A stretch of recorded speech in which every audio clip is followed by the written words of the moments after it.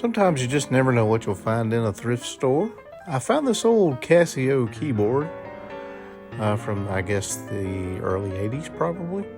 $35. It worked pretty good. And then Kohl's, what are you thinking? $200 for a 7-inch portable TV? I don't think so. It didn't work, by the way. And I did find these old, well, not super old, but somewhat old Christmas ornaments. They're glass, and they were only $1 a box, and they went online for, I think, around 15 to 20. So I got them. And then I found this, and I'm probably going to have to get my corneas replaced because it's the brightest I've ever seen. Like and subscribe.